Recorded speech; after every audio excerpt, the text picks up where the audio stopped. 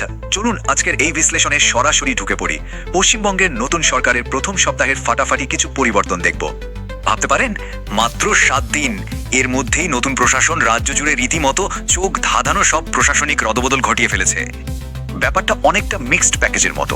একদিকে আইনের কড়া শাসন, আর অন্যদিকে সাধারণ মানুষের জন্য এক গুচ্ছ দারুণ সব কল্যাণমূলক প্রকল্প। তো প্রথমেই আসা যাক আইন শৃঙ্খলার কথায়।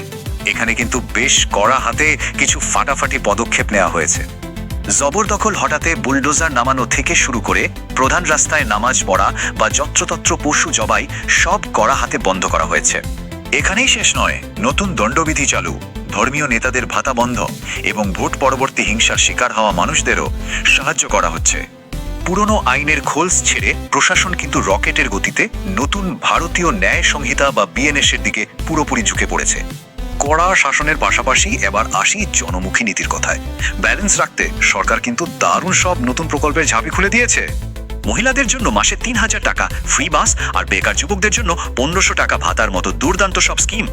সাথে আয়ুষ্মান ভারতের মতো কেন্দ্রীয় স্বাস্থ্য প্রকল্প, নতুন পে কমিশন, মহার্ঘ ভাতা বৃদ্ধি এবং বয়স্ক ভাতাও এক ধাক্কায় দ্বিগুণ করা হয়েছে। এবার আমরা নজর ঘোরাবো আঞ্চলিক ভূ রাজনীতি আর জাতীয় নিরাপত্তার দিকে। এখানে একটা রীতিমতো গেম চেঞ্জিং সিদ্ধান্ত নেওয়া হয়েছে। পয়েন্টটা হলো শিলিগুড়ি করিডোর। ভারতের মূল ভূখণ্ডের সাথে উত্তর পূর্বের সেতুবন্ধনকারী এই অংশটি চিকেন নেক নামে বেশি পরিচিত।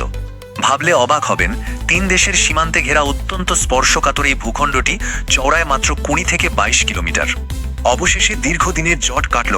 রাজ্য সরকার এখানকার 120 একর জমি সরাসরি কেন্দ্রের হাতে তুলে দেওয়ার ঐতিহাসিক সিদ্ধান্ত নিয়েছে।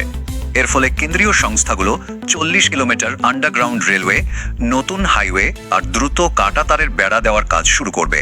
উত্তর পূর্ব ভারতের এই লাইফলাইনের মাটির তলার কাঠামোটা কিন্তু আকাশপথের যে কোনো হামলা থেকে দেশের সামরিক সরঞ্জামকে একেবারে সুরক্ষিত রাখবে।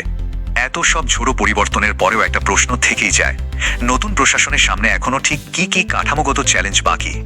মূলত বেসরকারি বিনিয়োগের বিশাল খরা, বেহাল কর্মসংস্থান আর স্বাস্থ্য ও শিক্ষার মতো ভিতরের কাঠামোগত সমস্যাগুলো এখনো মাথাচাড়া দিয়ে আছে। তাহলে চূড়ান্ত প্রশ্নটা এটাই, মাত্র 1 সপ্তাহের এই ব্যাপক রদবদল কি সত্যি রাজ্যের দীর্ঘমেয়াদী ভবিষ্যৎকে পুরোপুরি বদলে দিতে পারবে?